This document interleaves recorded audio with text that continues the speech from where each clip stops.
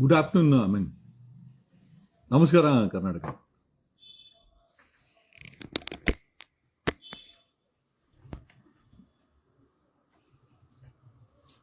ಭಾರತದ ಸಂವಿಧಾನ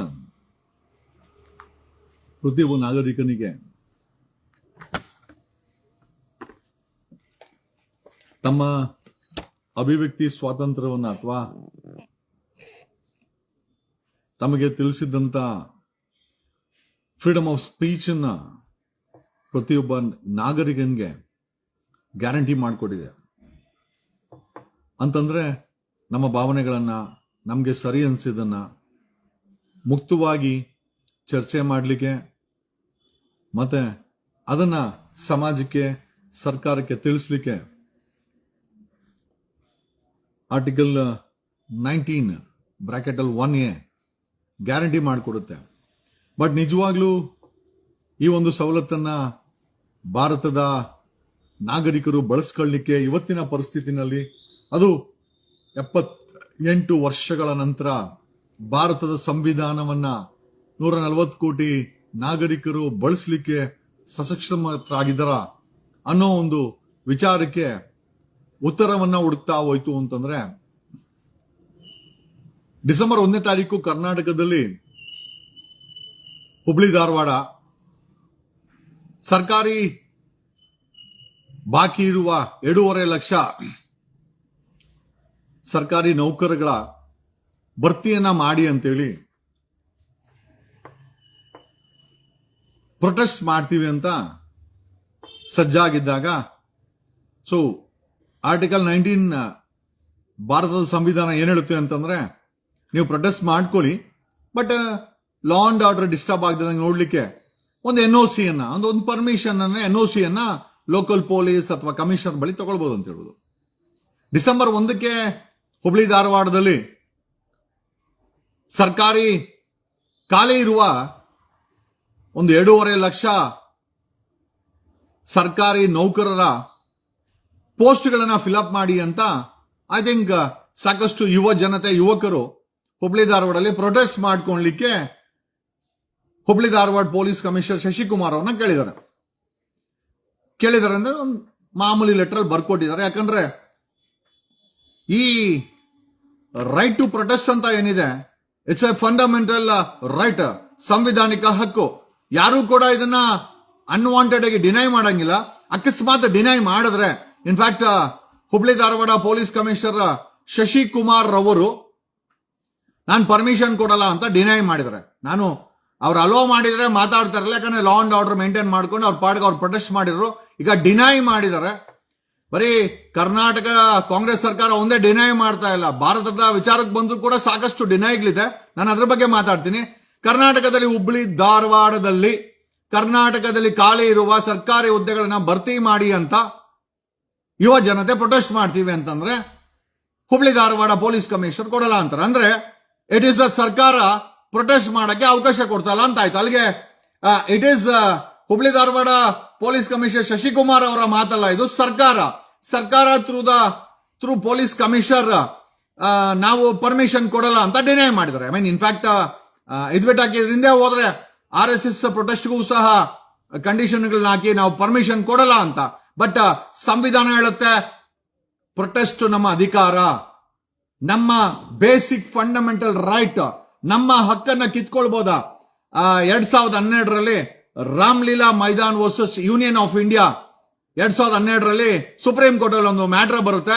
ರಾಮ್ಲೀಲಾ ಮೈದಾನದಲ್ಲಿ ಪ್ರೊಟೆಸ್ಟ್ ಮಾಡಕ್ ಆಗ್ತು ಅಂತಂದ್ರೆ ಅಲ್ಲಿನ ಪೊಲೀಸ್ ಕಮಿಷನರ್ ಡಿನೈ ಮಾಡಿದಾಗ the matter goes to supreme court ಹೇಳುತ್ತೆ, ಯಾರೋ ಒಬ್ಬ ಪೊಲೀಸ್ ಕಮಿಷನರ್, ಯಾರೋ ಒಬ್ಬ ಅಥಾರಿಟಿ, ಜಸ್ಟ್ ಬಿಕಾಸ್ ಅವ್ರ ಬಳಿ ನೀವು ಪರ್ಮಿಷನ್ ತಗೊಳ್ಬೇಕು ಅಂತ, ಈ cannot deny the permission as this is A fundamental right ಅಂತ ಹೇಳ್ತಾರೆ. ಸೊ ಫಂಡಮೆಂಟಲ್ ರೈಟ್ ಅಂದ್ರೆ ನಮ್ಮ ಹಕ್ಕದು. ಅದಕ್ಕೆ ಪೊಲೀಸ್ಗೆ ಯಾಕೆ ಪರ್ಮಿಷನ್ ಕೇಳಬೇಕು ಅಂತಂದ್ರೆ ಲಾ ಅಂಡ್ ಆರ್ಡರ್ ನ ಮೇಂಟೈನ್ ಮಾಡೋರು ಅವರು. ಹಾಗಾಗಿ ನೀವು ಅವ್ರಿಗೆ ಪರ್ಮಿಷನ್ ಕೇಳಿದಾಗ ಅವರು ಆ ಪ್ರೊಟೆಸ್ಟ್ಗೆ ಬೇಕಾದಂತ ಸೆಕ್ಯೂರಿಟಿಯನ್ನ, ವ್ಯವಸ್ಥೆಯನ್ನ, ಡಿಪ್ಲಾಯ್ಮೆಂಟ್ ಅನ್ನ, ಲಾ ಅಂಡ್ ಆರ್ಡರ್ ನ, ಅಕಸ್ಮಾತ್ ಅಲ್ಲೇನಾದ್ರೂ ಎಮರ್ಜೆನ್ಸಿ ಇದ್ರೆ, ಬೇಸಿಕಲಿ ಡಿನೈ ಏನ್ ಮಾಡ್ಬೋದು ಅಂತಂದ್ರೆ ಏನಾದ್ರೂ ಎಮರ್ಜೆನ್ಸಿ ಇದ್ದು ಅಥವಾ ಎಮರ್ಜೆನ್ಸಿ ಸಿಚುಯೇಷನ್ಸ್ ಇದ್ರೆ, ಅಲ್ಲ ಅಲ್ಲಿ ಏನಾದ್ರು ಕೊರೋನಾ ಬಂದು ಮೆಡಿಕಲ್ ಎಮರ್ಜೆನ್ಸೀಸ್ ಇದ್ರೆ, ಹಾಗಾಗಿ ಪ್ರೊಟೆಸ್ಟ್ ಮಾಡೋದ್ರಿಂದ ತೊಂದರೆ ಆಗೋದಿದ್ರೆ they can deny it. But this deny Hubli ಮತ್ತೆ ಧಾರವಾಡದ ಪೊಲೀಸ್ ಕಮಿಷನರ್ ಶಶಿಕುಮಾರ್ ಅವರು ಥೇಟ್ ಸರ್ಕಾರದ ರೆಪ್ರೆಸೆಂಟೇಟಿವ್ ತರ ಡಿನೈ ಮಾಡಿದ್ದಾರೆ. ಸೊ ಈಗ fundamental rights, this is a fundamental right. ಆಮೇಲೆ ಹುಡುಗರು ಪ್ರೊಟೆಸ್ಟ್ ಮಾಡ್ತಾರೆ. ಏನಕ್ಕೆ? ಸರ್ಕಾರದಲ್ಲಿ ಖಾಲಿ ಇರುವ 2.5 ಲಕ್ಷ ಕೆಲಸಗಳ ಇದನ್ನ ಕೆಲಸ ಭರ್ತಿ ಮಾಡಬೇಕಾದ್ದು ಸರ್ಕಾರದ ಕೆಲಸ, ಸರ್ಕಾರ ಮಾಡ್ತಾ ಇಲ್ಲ. ಆ ಯುವ ಜನತೆ ಹುಬ್ಳಿ ಧಾರವಾಡಲ್ಲಿ ಪ್ರೊಟೆಸ್ಟ್ ಮಾಡ್ತೀವಿ, ನಮ್ಗೆ ಸರ್ಕಾರದಲ್ಲಿರುವ 2.5 ಲಕ್ಷ ಉದ್ಯೋಗವನ್ನ ಭರ್ತಿ ಮಾಡಿ ಅಂತ ಪ್ರೊಟೆಸ್ಟ್ ಮಾಡಕ್ಕೆ ಪರ್ಮಿಷನ್ ಕೇಳಿದ್ದಾರೆ. ತಪ್ಪೇನಿದೆ? So when the protest and the intention is right, how can a police commissioner deny this? ಒಬ್ಬ ಪೊಲೀಸ್ ಕಮಿಷನರ್ ಹೇಗೆ ಡಿನೈ ಮಾಡಲಿಕ್ಕೆ ಸಾಧ್ಯ ಅಂತ ಯೋಚನೆ ಮಾಡದಾಯ್ತು ಅಂತಂದ್ರೆ ಸಂವಿಧಾನದಲ್ಲಿ ಇದಕ್ಕೆ ಅವಕಾಶ ಇದೆ. ಇಲ್ಲಿ ಪ್ರೊಟೆಸ್ಟ್ ಮಾಡೋರೇ ಆಗಿರ್ಬೋದು ಅಥವಾ ಪ್ರೊಟೆಸ್ಟ್ಗೆ ಪರ್ಮಿಷನ್ ಕೊಡಕ್ ಆಗಲ್ಲ ಅಂತ ಹೇಳ್ತಾ ಇರುವಂತ ಹುಬ್ಳಿ ಧಾರವಾಡ ಪೊಲೀಸ್ ಕಮಿಷನರ್ ಅವರು ತಿಳ್ಕೊಳ್ಬೇಕಾದಂತ ವಿಚಾರ ಏನು ಅಂತಂದ್ರೆ, ಇದು ಸಂವಿಧಾನಿಕ ಹಕ್ಕು. ಆರ್ಟಿಕಲ್ 19(1)(b) ಪ್ರಕಾರ ಪ್ರತಿಯೊಬ್ಬ ನಾಗರಿಕನಿಗೂ ಶಾಂತಿಯುತವಾಗಿ ಅಸೆಂಬಲ್ ಆಗಬೇಕು, ವಿತೌಟ್ ಆರ್ಮ್ಸ್ ಇರಬೇಕು, ಮತ್ತೆ ಆ ಪ್ರೊಟೆಸ್ಟ್ ಪೀಸ್ಫುಲ್ ಆಗಿರ್ಬೇಕು ಅಂತ ಹೇಳ್ತಾರೆ. ಓಕೆ, ಕರ್ನಾಟಕದಲ್ಲಿ ಡಿನೈ ಮಾಡಿದರೆ ಹುಬ್ಳಿ ಧಾರವಾಡದ ಡಿಸೆಂಬರ್ 1ಕ್ಕೆ ನಡಿಬೇಕಾದಂತ ಪ್ರೊಟೆಸ್ಟ್ ಅನ್ನ ಡಿನೈ ಪರ್ಮಿಷನ್ ಕೊಡದೆ, ಇದನ್ನ ಬೇಕಾದ್ರೆ ಅಲ್ಲಿನ ಹುಡುಗರು ಅಥವಾ ಯುವಕರು ಯಾರು ಪ್ರೊಟೆಸ್ಟ್ ಮಾಡ್ತಾ ಇದ್ರೋ ನೀವು ಬೇಕಾದ್ರೆ ಹೈಕೋರ್ಟ್ಗೆ ಅಪ್ರೋಚ್ ಮಾಡಬಹುದು. ಹೈಕೋರ್ಟ್ ಖಂಡಿತವಾಗಿ ಸಂವಿಧಾನಿಕ ಹಕ್ಕನ್ನ ಎತ್ತಿ ಇಡುತ್ತೆ, ನಿಮ್ಗೆ ಪ್ರೊಟೆಸ್ಟ್ ಮಾಡ್ಕೊಳ್ಳಿಕ್ಕೆ ಪರ್ಮಿಷನ್ ಕೊಡುತ್ತೆ. If police commissioner denies, doesn't matter, ನೀವು ಹೈಕೋರ್ಟ್ ಆಫ್ ಕರ್ನಾಟಕನ ಅಪ್ರೋಚ್ ಮಾಡಬಹುದು. ಖಂಡಿತವಾಗಿ ಸಂವಿಧಾನಿಕ ಹಕ್ಕನ್ನ ಹೈಕೋರ್ಟ್ ಎತ್ತಳಿತದೆ. ಬಟ್ ಪ್ರಶ್ನೆ ಏನಪ್ಪಾ ಅಂತಂದ್ರೆ, ಬರೀ ಹುಬ್ಳಿ ಧಾರವಾಡದಲ್ಲಿ ಯುವಕರು ಮಾಡ್ತಾ ಇದ್ದಂತ ಪ್ರೊಟೆಸ್ಟ್ಗೆ ಅಡ್ಡ ಬರ್ತಾ ರಾಜ್ಯ ಸರ್ಕಾರನೋ ಕೇಂದ್ರ ಸರ್ಕಾರನೂ ಸಹ ಸಾಕಷ್ಟು ವಿಚಾರಗಳು. ಈ ಪ್ರೊಟೆಸ್ಟ್ ಅಂತಂದ್ರೆ ಸರ್ಕಾರಗಳಿಗೆ ಒಂದು ರೀತಿ ಉರಿ. ಯಾಕೆ ಅಂತಂದ್ರೆ ಅವರ ತಪ್ಪುಗಳನ್ನ ನೀವು ಪ್ರಶ್ನೆ ಮಾಡ್ತೀರಾ, ಹಾಗಾಗಿ ಅವರುಗಳಿಗೆ ಅದು ಉರಿ ಅನ್ಸುತ್ತೆ. ರೀಸೆಂಟ್ ಆಗಿ ಡೆಲ್ಲಿನಲ್ಲಿ ಅತಿಯಾದ ಪೊಲ್ಯೂಷನ್ ಜಾಸ್ತಿಯಾಗಿ ಉಸಿರಾಟಕ್ಕೆ ತೊಂದರೆ ಆಗಿದೆ. ಉಸಿರಾಟಕ್ಕೆ ತೊಂದರೆಯಾಗಿ ಅಲ್ಲಿನ ಜನ ಸಿಲಿಂಡರ್ ಬಳಸ್ತಾ ಇದ್ದಾರೆ. ಸರ್ಕಾರಿ ಕಚೇರಿಗಳಲ್ಲಿ air purifiers, for example prime minister office ಅಲ್ಲಿ, ಸುಪ್ರೀಂ ಕೋರ್ಟ್ಗಳಲ್ಲಿ ನೂರಾರು ಏರ್ ಪ್ಯೂರಿಫೈಯರ್ಗಳನ್ನ ಬಳಸಿ ಅಲ್ಲಿನ ಗಾಳಿಯನ್ನ ಶುದ್ಧಿ ಮಾಡಿ ಅಲ್ಲಿನ ಸರ್ಕಾರಿ ನೌಕರರು, ಜಡ್ಜ್ಗಳು, ಪ್ರೈಮ್ ಮಿನಿಸ್ಟರ್ಗಳು, ಎಂಪಿಗಳು ಎಲ್ಲ ಕುಡಿತಾ ಇದ್ದಾರೆ. ಈ ಮಟ್ಟಕ್ಕೆ ದೆಹಲಿ ಬಂದು ನಿಂತ್ಕೊಂಡಿದೆ. ಅಲ್ಲಿ ಇಂಡಿಯಾ ಗೇಟ್ ಬಳಿ ಒಂದು ಪ್ರೊಟೆಸ್ಟ್ ಅನ್ನ ಮಾಡ್ತಾರೆ. ಪ್ರೊಟೆಸ್ಟ್ ಮಾಡಿದವ್ರಿಗೆ ಬರೀ ರಾಜ್ಯದಲ್ಲಿ ಕಾಂಗ್ರೆಸ್ ಸರ್ಕಾರ ಹುಬ್ಳಿ ಧಾರವಾಡದ ಪ್ರೊಟೆಸ್ಟ್ ಅನ್ನ ಹತ್ತಿಕ್ಲಿಲ್ಲ. ಅಲ್ಲಿ ಡೆಲ್ಲಿನಲ್ಲಿ ಕೇಂದ್ರ ಸರ್ಕಾರ ಸಹ ನಮ್ಗೆ ಒಳ್ಳೆ ಗಾಳಿ ಬೇಕು, ದೆಹಲಿ ಗಾಳಿ ಬರೀ ಗಲೀಜಾಗಿದೆ, ಆಮೇಲೆ ನಮ್ಗೆ ಒಳ್ಳೆ ಎನ್ವೈರನ್ಮೆಂಟ್, ಒಳ್ಳೆ ಗಾಳಿ ಸಂವಿಧಾನಿಕ ಹಕ್ಕು, ನಮಗಿದು ಬೇಕು ಅಂತ ಅವರುಗಳು ಪ್ರೊಟೆಸ್ಟ್ ಮಾಡಿದ್ರೆ ಅವರುಗಳನ್ನ ಅರೆಸ್ಟ್ ಮಾಡಿ ಜೈಲ್ಗೆ ಹಾಕಿದ್ದಾರೆ. ಕರ್ನಾಟಕದಲ್ಲಿ ಪ್ರೊಟೆಸ್ಟ್ ಮಾಡ್ತೀವಿ ಅಂತಂದ್ರೆ ಪರ್ಮಿಷನ್ ಕೊಡಲ್ಲ. ದೆಹಲಿನಲ್ಲಿ ಪರ್ಮಿಷನ್ ಕೊಟ್ಟರು ಪ್ರೊಟೆಸ್ಟ್ ಮಾಡಿದವ್ರನ್ನ ತಗೊಂಡೋಗೀಗ FIR ಮಾಡಿ ಅವರನ್ನ ಜೈಲ್ಗೆ ಹಾಕಿದ್ದಾರೆ. ಬರೀ ಹುಬ್ಳಿ ಧಾರವಾಡದಲ್ಲಿ ಹುಡುಗರು ಪ್ರೊಟೆಸ್ಟ್ ಮಾಡ್ತೀವಿ ಅಂತಂದ್ರು ಪರ್ಮಿಷನ್ ಡಿನೈ ಆಯಿತು. ದೆಹಲಿನಲ್ಲಿ ಗಲೀಜ್ ಗಾಳಿ ಆಗಿದೆ, ಪೊಲ್ಯೂಷನ್ ಜಾಸ್ತಿ ಆಗಿದೆ. ನಾವುಗಳು ಪ್ರೊಟೆಸ್ಟ್ ಮಾಡ್ತೀವಿ, ನಮ್ಗೆ ಪರ್ಮಿಷನ್ ಕೊಡಿ ಅಂತ ಪರ್ಮಿಷನ್ ಕೊಟ್ಟು ಅವರುಗಳನ್ನ ಅರೆಸ್ಟ್ ಮಾಡಿ ಒಳಗಡೆ ಹಾಕದಂತ ಕೇಂದ್ರ ಸರ್ಕಾರ. ಬರೀ ಗಾಳಿ ಸರಿ ಇಲ್ಲ ಅಂತ ಪ್ರೊಟೆಸ್ಟ್ ಮಾಡಿದವ್ರಿಗೆ ಒಳಗಡೆ ಹಾಕಿದ್ದಲ್ಲ, ಇನ್ನೊಂದು ಹೆಜ್ಜೆ ಮುಂದೆ ಹೋಗೋದಾದ್ರೆ ಲೇ ಲಡಾಖ್ ಅಲ್ಲಿ ಸೋನಂ ವಾಂಗ್ಚು ಅವರು ಅಲ್ಲಿನ ಪರಿಸರವನ್ನ ನಾಶ ಆಗ್ತಾ ಇದೆ, ಮೈನಿಂಗ್ ಆಗ್ಬಾರ್ದು, ಬೇರೆ ಬೇರೆ ರೀತಿ ಹೊರಗಡೆಯವರು ಬಂದು ಇಲ್ಲಿ ಬೇರೆ ಬೇರೆ ಕಮರ್ಷಿಯಲ್ ಆಕ್ಟಿವಿಟಿ ಮಾಡಿದ್ರೆ ಅಲ್ಲಿನ ಹಿಮಾಲಯನ್ಸ್ಗೆ ತೊಂದರೆ ಆಗತ್ತೆ, ಅಲ್ಲಿನ ವನ್ಯಜೀವಿಗಳಿಗೆ ತೊಂದರೆ ಆಗತ್ತೆ, ಅಲ್ಲಿನ ಫಾರೆಸ್ಟ್ಗೆ ತೊಂದರೆ ಆಗತ್ತೆ, ಎನ್ವೈರನ್ಮೆಂಟ್ಗೆ ತೊಂದರೆ ಆಗತ್ತೆ ಅಂತ ಆತ ಪ್ರೊಟೆಸ್ಟ್ ಮಾಡಿದ್ರೆ 2 ತಿಂಗಳ ಹಿಂದೆ ಆತನನ್ನು ಸಹ ಅರೆಸ್ಟ್ ಮಾಡಿ ಪ್ರೊಟೆಸ್ಟ್ ಮಾಡಿದ್ದಕ್ಕೆ ಜೈಪುರ್ ಜೈಲಲ್ಲಿ ಹಾಕಿದ್ದಾರೆ. ಇಂಪ್ಯಾಕ್ಟ್ ಏನಿದು? What is the impact? ಡೆಲ್ಲಿನಲ್ಲಿ ಗಾಳಿ ಚೆನ್ನಾಗಿಲ್ಲ ಅಂತ ಪ್ರೊಟೆಸ್ಟ್ ಮಾಡಿದ್ರೆ ಜೈಲ್ಗೆ ಹಾಕ್ತಾರೆ. ಲೇ ಲಡಾಖ್ ಅಲ್ಲಿ ಪ್ರೊಟೆಸ್ಟ್ ಮಾಡಿದ್ರೆ ಅವರನ್ನ ಜೈಪುರ್ ಜೈಲ್ಗೆ ಹಾಕ್ತಾರೆ.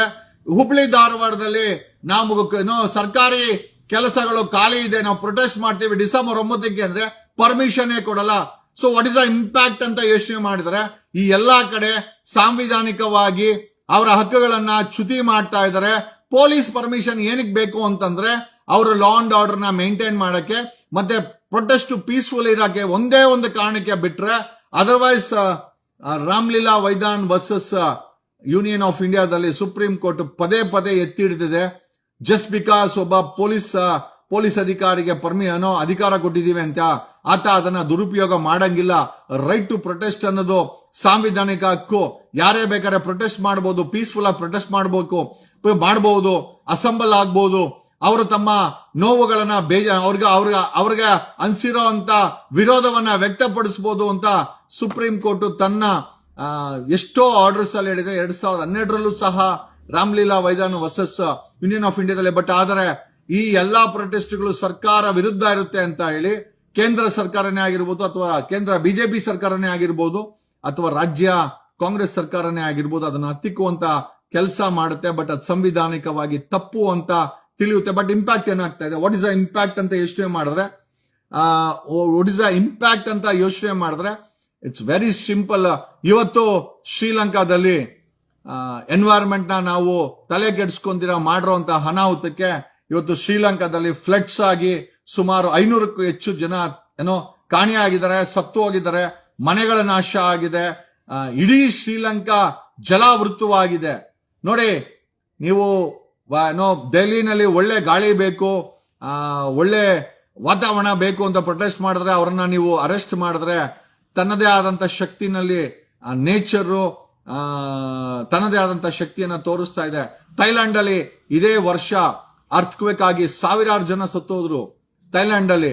ಶ್ರೀಲಂಕಾದಲ್ಲಿ ಫ್ಲಡ್ಸ್ ಆಗಿ ಇಡೀ ಶ್ರೀಲಂಕಾ ಮುಳುಗೋಗುವಂತ ಪರಿಸ್ಥಿತಿ ಇದೆ. ಕಳೆದ 4 ದಿವಸದಿಂದ ಕರ್ನಾಟಕ ಬೆಂಗಳೂರಲ್ಲಿ ಮೋಡ ಕವಿದ ವಾತಾವರಣ, ಟೆಂಪರೇಚರ್ 14ಕ್ಕೆ ಡ್ರಾಪ್ ಆಗಿದೆ. ಇದೆಲ್ಲ ಏನು ಅಂತಂದ್ರೆ ನಮ್ಮ ಸರ್ಕಾರಗಳು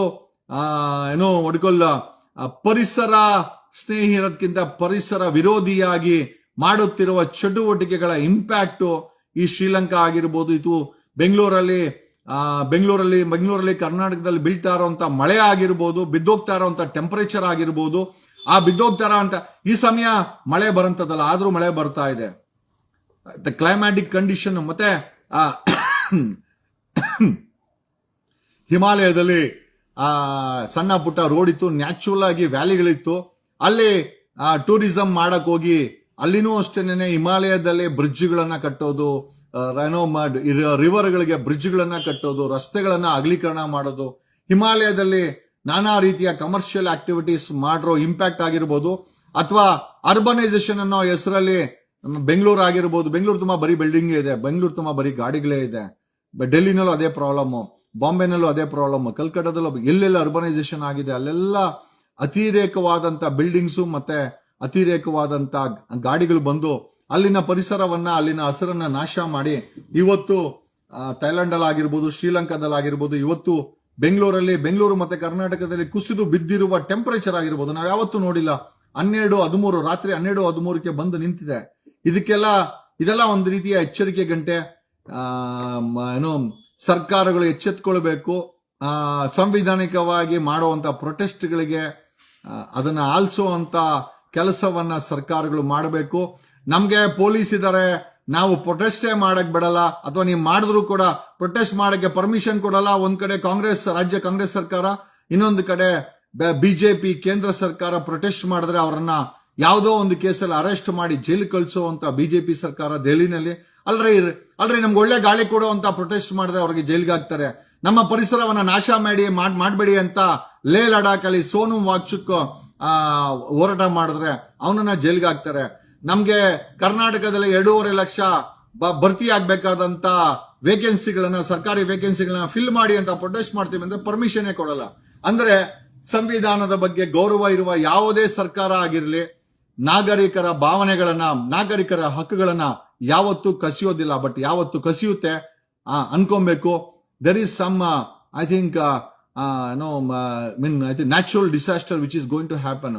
ಈ ಪರಿಸರವಾದಂತಹ ಹಾನಿಗಳು ಯಾಕಾಗತ್ತೆ ಅಂತಂದಾಗ ಮನುಷ್ಯನ ಆ ಡಿಕ್ಟೇಟರ್ಶಿಪ್ ಬಂದಾಗ ಇದೆಲ್ಲ ಆಗುತ್ತೆ ಅಂತ ಹೇಳುತ್ತಾ, ರೈಟ್ ಟು ಪ್ರೊಟೆಸ್ಟ್ ನಮ್ಮ ಸಂವಿಧಾನಿಕ ಹಕ್ಕು, ಅದು ನಮ್ಮ ಸಂವಿಧಾನ ಕೊಟ್ಟಿರುವಂತಹ ಹಕ್ಕು ಪ್ರತಿಯೊಬ್ಬ ನಾಗರಿಕನಿಗೆ ಅಂತ ಹೇಳ್ತಾ ಈ 2 ಮಾತುಗಳನ್ನ ಹೇಳ್ತಾ ನನ್ನ ಮಾತುಗಳನ್ನ ಮುಗಿಸ್ತಾ ಇದ್ದೀನಿ. Happy weekend happy Sunday. Thanks a lot. Love you all.